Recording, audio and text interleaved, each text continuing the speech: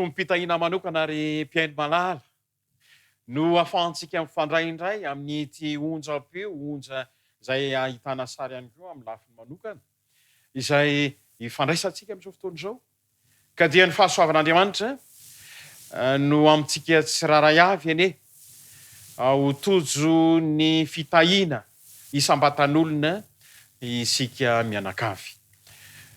Pasteur Zakary Sambany miaraka aminareo ary feno fiarabana feno firarian-tsony tenako amin'izao fotoana izao. Hiaraka hivavaka isika mialohan'ny fampaherezana izay iarahantsika amin'ity androany ity.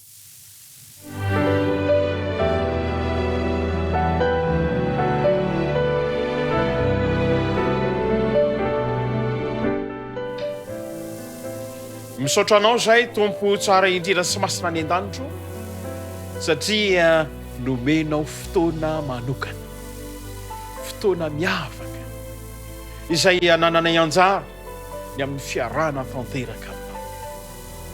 Misaotra satria tsy voavinavinanay mihitsy ny akanton'ny hatsaranao, satria izao fotoana izao no tanteraka dia azo antoka fa ny tananao mihitsy no nandamina sy nandrindra ny toe-javatra rehetra. Iany ny teninao izay ankehitriny, sokafo ny fonay, mitoera ao am-ponay, ary aoka ho zava-dehibe ao anatrehanay izany fitantanana izany. Ny anaranao Jesosy Kristy. Amen.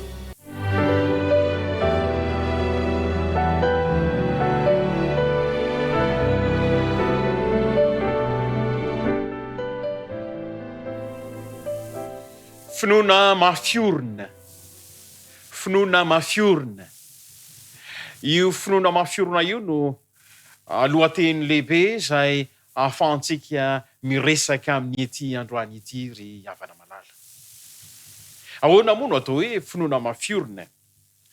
Ny orinasa anankiray mpamboatra nytony karazana dity na antsoina hoe super glue itony dia namoaka tsokevitra miavaka. Fa ny super glue dia natao mba handreketana zato isan-jato na tiana na tsy tiana ny zavatra anankiray hipetaka amin'ilay zavatra tiana hopetahana. Izany hoe ny lakaoly dia natao mba hampairaikitra ny zavatra anankiroa samihafa. Teo amin'ny tantara mahatanora teny nivon'ny fiarahamonina dia nisy toe-javatra toy izao. Nisy mpanjaitra kiraro anankiray, mpikarakara, manjaitra kiraro izy ary misy karazana lakaoly ao anatin'ny toerana izay hiasany. Nisotrosotro aloha ny lehilahy. Ary rehefa leo an'izany ty vadiny, inona ary mahatonga ny ty vadiko ty misotrosotro, ary rehefa misotrosotro dia angalarin'ny olona ny vola eny antsikinana, eny am-paosy. Dia tsisy dikany avokoa ny ezaka natao tamin'ny fotoanandro teo aloha. Noho izany rehefa tonga misotrosotro dia leo ny vadiny, inona indray ary no sakafo hanina fa lasa ny olona avokoa ny zavatra vola rehetra.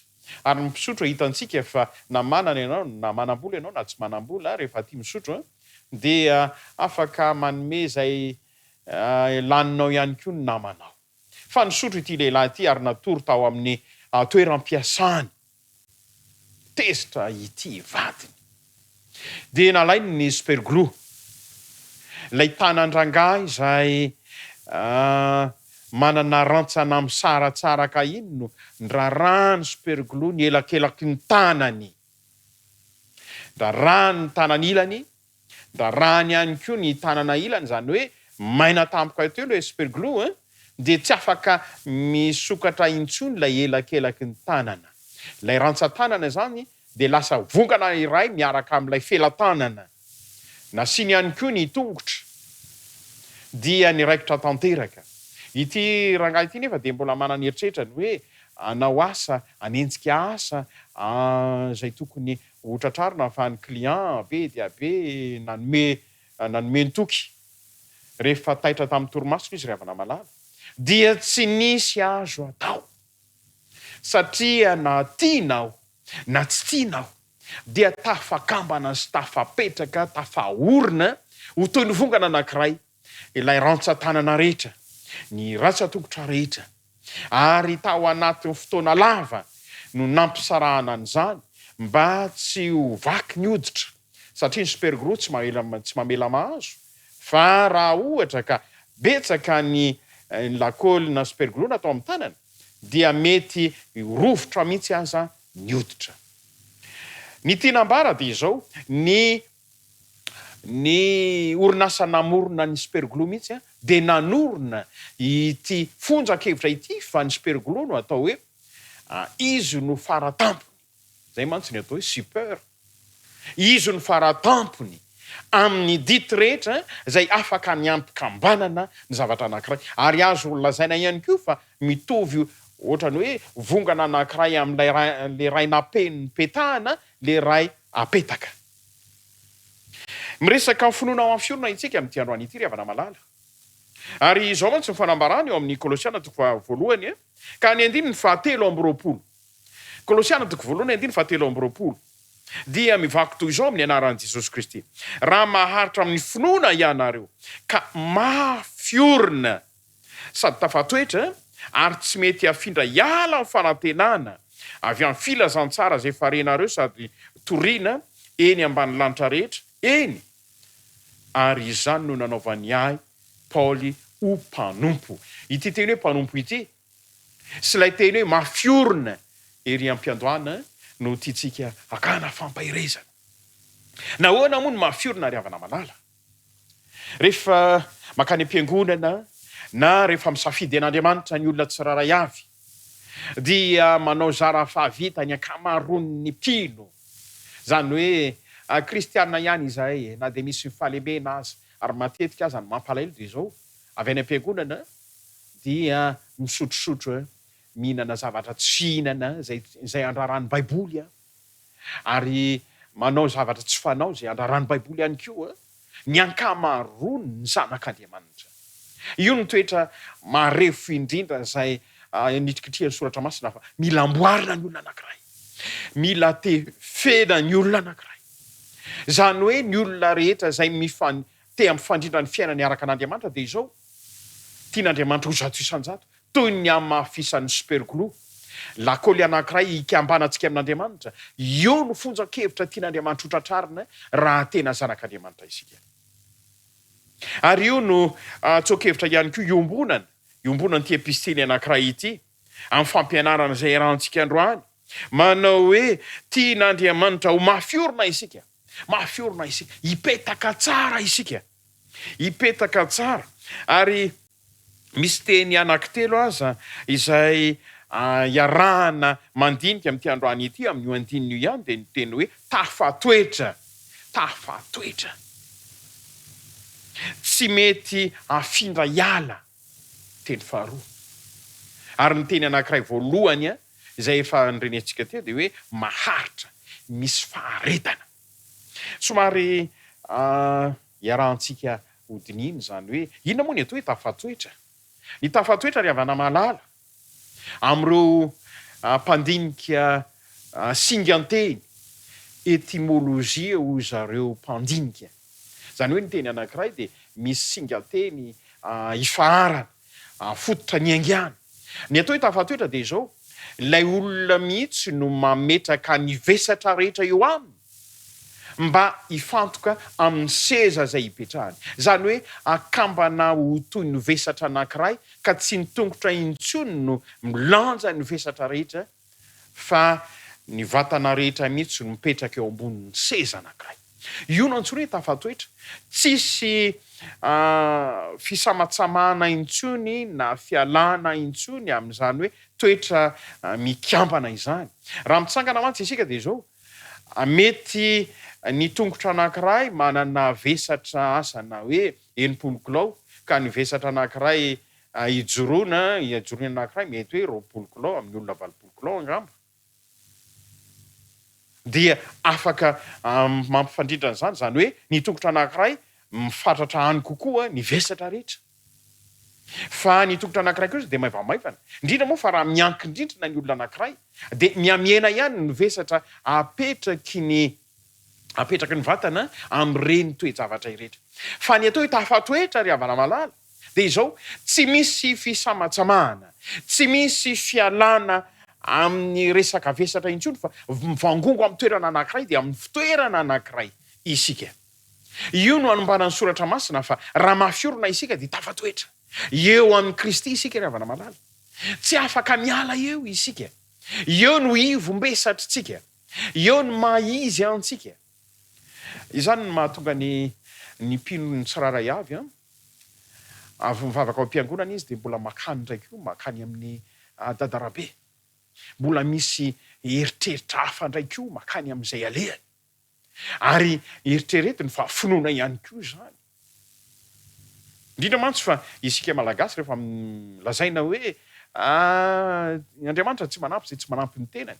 Dia ohatrany hoe manana fironana isika andeha any an-kafa. Ry havana malala, ity fotoana androany ity dia ampiorenina ny finoana.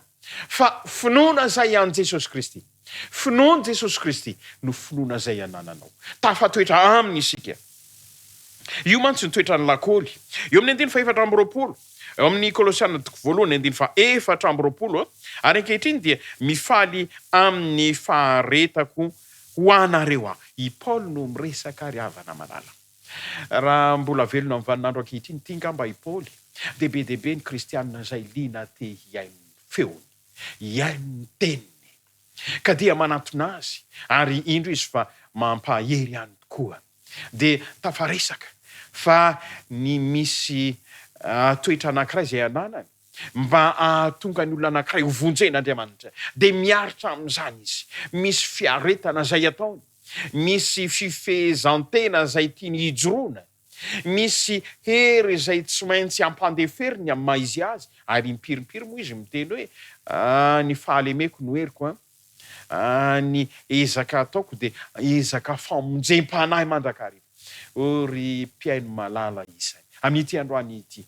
Angamba mety tsy mifankahita angamba isika, mety tsy mifankafantatra ihany koa isika.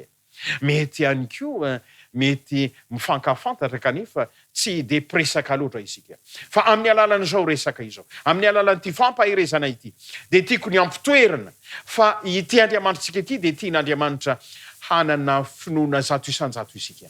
Tian'Andriamanitra hitoetra amin'ny hipetaka amin'ny fahafenoana isika. Ka naizanaiza misy ianao ary dia tsy tian'Andriamanitra hifindra hiala isika fa hitoetra matotra eo anatrian'Andriamanitra. Izany hoe maharitra. Izany no tian'Andriamanitra amin'ilay hoe tsy mety hiala fa mipetaka tanteraka. Ny 5:20, izao ny fanambarany indray ary. Izany mantsy nanaovanay mpanompo araka ny fitoran'Andriamanitra nomenay ho anareo ahatanteraka ny fitoriana ny tenin'Andriamanitra. Izany no nilazany ny tenany, nilazan'Andriamanitra azy hoe mpanompo ny fahamarinana. Ny tenako manokana amin'ity androany ity dia ity anentana. Asa firy amintsika re mba te hanana faniriana ny ho zato isan-jato an'Andriamanitra. Tsy misy faniriana izay tsy an'Andriamanitra ao anatinao. Tsy misy elanelana izay hijoroanao ka tsy ao Andriamanitra. Ary ho voafefy ny fahasoavan'Andriamanitra ny fahafenoana ny maizy ianao. Ray aman-dreny malala, firy taona ny andro iainanao ankehitriny? Firy taona ianao amin'izao fotoana izao? Ary firy taona no efa laninao teo ampanaovana ny daniny kibo izay tsy niarahana tamin'Andriamanitra, izay tsy nipetahana tamin'Andriamanitra. Toy izany ihany koa ry zandry malala, firy taona ianao amin'izao fotoana izao? Ary firy taona no efa niliba tamin'ny lalana izay tsy an'Andriamanitra izy? Toy izany ihany koa ny ankizy. Amin'ity androany ity, andeha hipetaka isika, ho mafiorona isika, ho tafatoetra isika. Izany mantsy no fotom-pinoana anankiray. zay tian'Andriamanitra ahafahatra amin'ireo izay miaraka amin'Andriamanitra manomboka amin'ny vanim-potoana ankehitriny, hananantsika anjara, nananantoka ihany koa ho avy Jesosy Kristy ambonahitra, dia hitoetra mandrakizay miaraka aminazy isika, miaraka aminy isika, ho fifaliana ary ho fahasambarana mandritry ny fiainana rehetra. Maniry aho amin'izao fotoana izao ny mba andrakofan'Andriamanitra amin'ny akanjo-pahamarinana ny fiainanao, akanjo-pahamasinana ny lalana izay tsy maintsy izoranao, ka ny safidy tokana dia niaraka amin'Andriamanitra ampanitretena. Iaraka hivavaka ary isika.